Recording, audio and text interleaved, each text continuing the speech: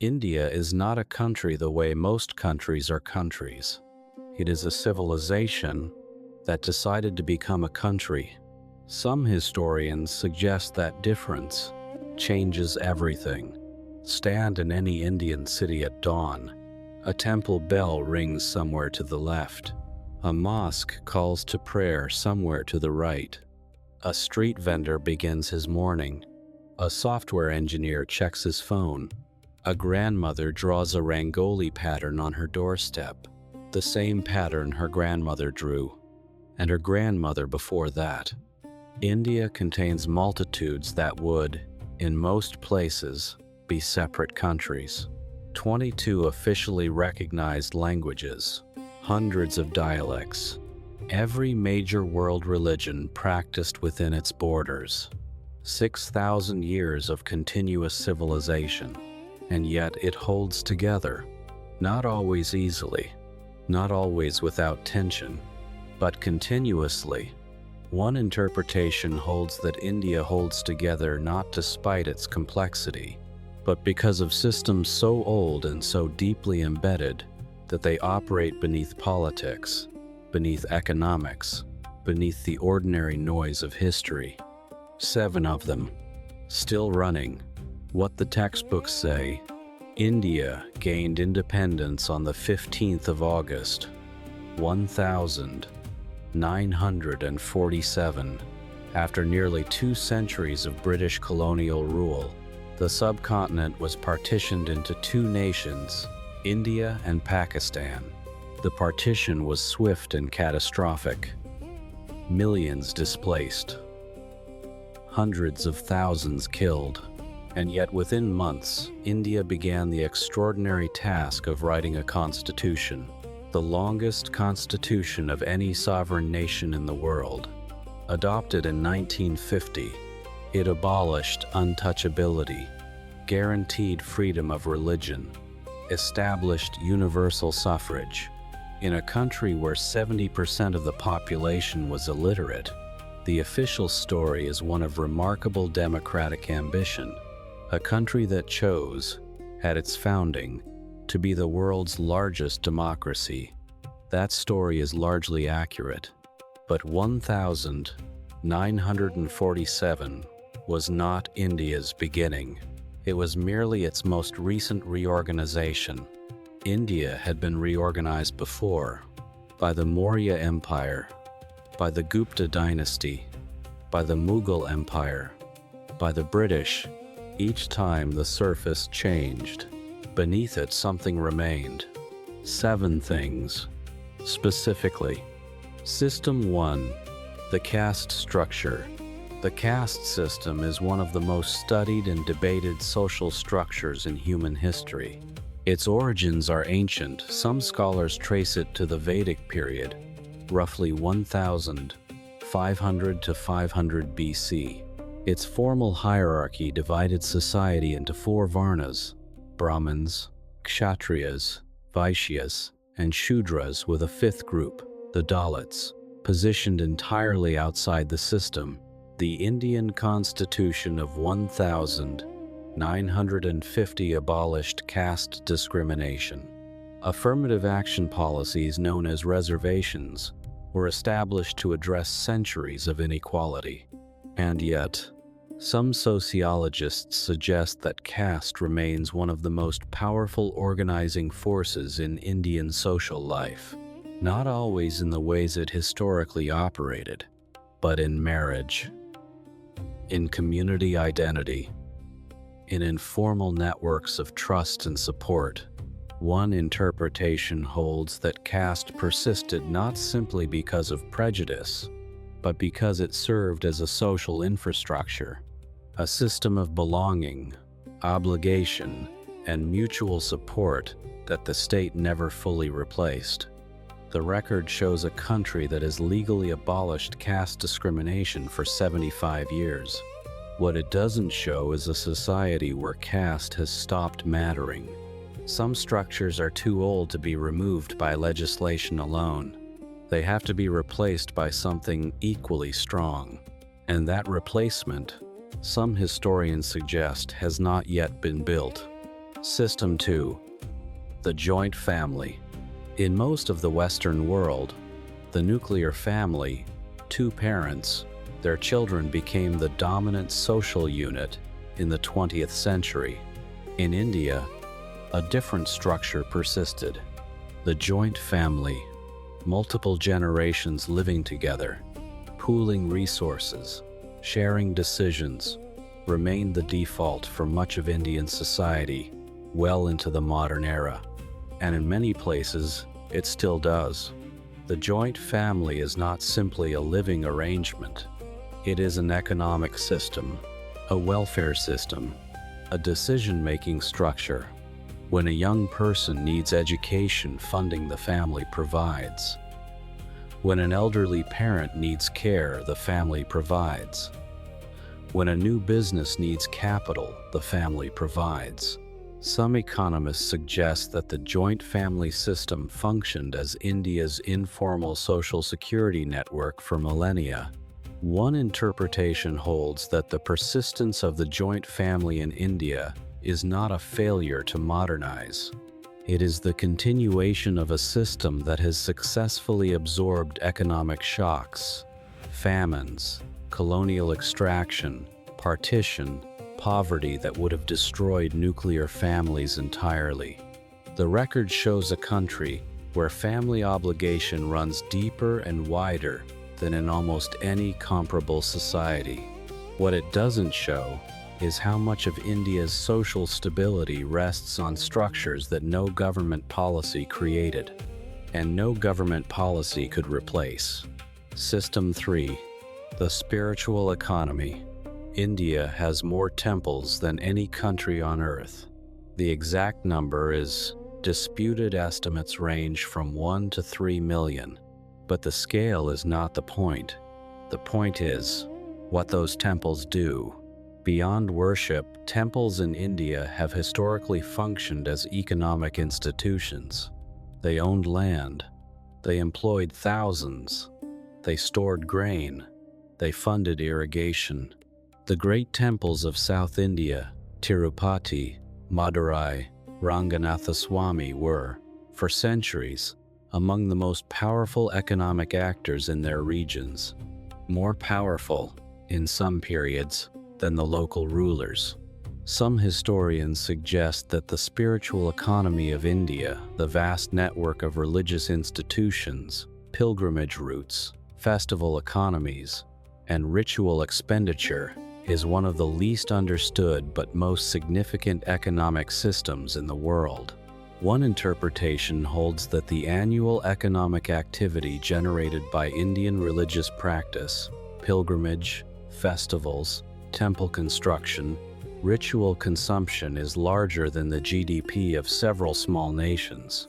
The record shows a country where religious observance is inseparable from economic life in ways that have no parallel in the post-Enlightenment West.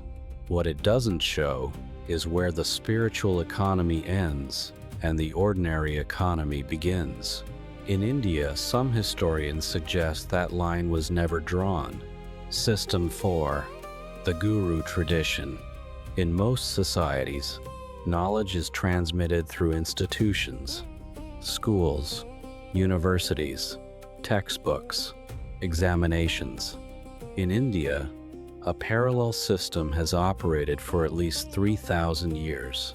The Guru, a teacher of profound knowledge, to whom students commit themselves personally, is not simply a historical figure.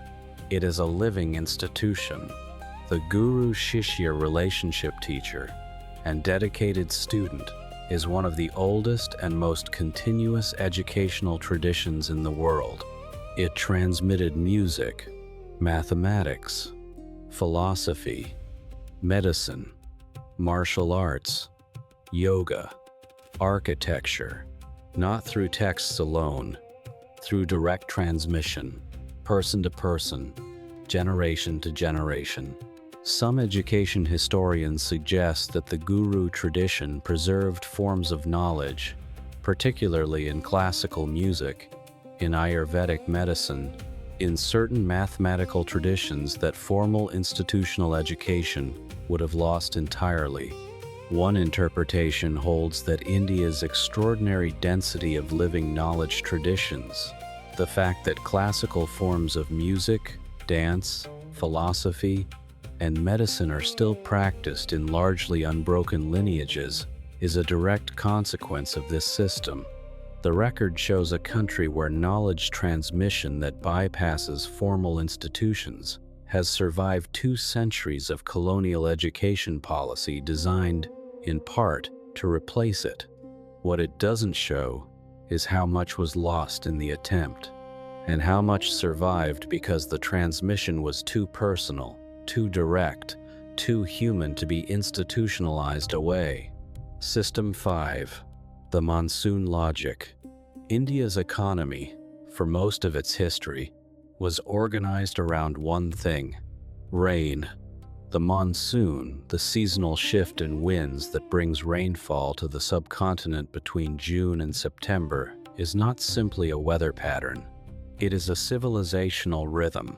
Planting, harvesting, festival, famine, all of it organized around the monsoon cycle. The great river systems of India, the Ganges, the Brahmaputra, the Indus, are monsoon-fed. The agricultural calendar that has governed Indian rural life for millennia is a monsoon calendar. Some climate historians suggest that the rise and fall of Indian empires from the Indus Valley civilization to the Mughals correlates more closely with monsoon variability than with military conquest or political change. One interpretation holds that India's social structures, the joint family's resource pooling, the temple's grain storage, the caste system's occupational division, were not arbitrary. They were adaptive responses to an environment where rainfall could feed millions or starve them, and where the difference between the two arrived annually, without warning. The record shows a country where 70% of the population remained dependent on monsoon agriculture well into the 20th century. What it doesn't show is how deeply a 3,000-year relationship with one weather system shapes a civilization's bones. Perhaps the monsoon is not just India's climate. Perhaps it is part of its logic. System 6. The plurality principle. India has been, for most of its history, a place where multiple religions, languages, and cultures coexisted. Not always peacefully, not always equally, but continuously. Hinduism, Buddhism, Jainism, Sikhism, Islam, Christianity, Zoroastrianism, Judaism, all practiced within Indian borders, all with ancient roots in Indian soil. This is not diversity as a modern policy. It is plurality as a civilizational condition. Some historians suggest that India developed, over millennia, a particular capacity for absorbing difference, not by erasing it, not by suppressing it, by placing it within a framework large enough to contain it. One interpretation holds that the concept of dharma, the idea that different beings have different natures and different duties, and that rightness means fulfilling your own nature rather than conforming to a single standard, is a philosophical foundation for plurality, a framework that makes difference not a problem to be solved, but a condition to be navigated. The record shows a country that has absorbed waves of invasion, migration, and conquest across 4,000 years without losing a continuous cultural identity. What it doesn't show is how that absorption works, or whether it has limits. Every framework has edges. India's have simply been tested more than most. System 7. The civilizational memory. India has the longest continuous literary tradition of any living civilization. The Rig Veda, the oldest of the Vedic texts, is estimated to have been composed between 1,500 and 1,200 BC. It is still recited, not as a museum piece, as a living text by priests who memorized it through oral transmission across 100 generations. This is not nostalgia, it is continuity. Some cultural historians suggest that India's relationship to its own past is fundamentally different from that of most modern nations. Most nations treat history as something that happened before the present. India, one interpretation holds, treats the past as something that is still happening, still present, still authoritative, still alive in practice, ritual, and daily life. The record shows a civilization where texts composed 3,000 years ago are cited in contemporary legal disputes, family decisions, and philosophical debates. What it doesn't show is what it costs to carry that much memory, and what it gives in continuity, in depth, in the quiet confidence of a people who know exactly where they come from. Some countries are still searching for their identity. India has had the same one for 6,000 years. Conclusion: most countries were built. India accumulated, layer upon layer, system upon system. Each conqueror added something. Each century deposited something. And beneath all of it, the oldest layers are still load-bearing. The caste structure still organizes social belonging. The joint family still absorbs economic shocks. The spiritual economy still moves billions. The guru tradition still transmits living knowledge. The monsoon still sets the rhythm. The plurality principle still contains the contradictions, and the civilizational memory still knows where it began. No other country on earth carries this combination. No other country has had to. To understand India is not to find a single answer. It is to learn to hold 7 answers at once, and to understand that in India, they were never meant to resolve. The oldest civilizations don't ask for permission to keep being themselves. Next, the ancient systems still alive inside Chinese society. This video explores history and disputed theories for educational purposes.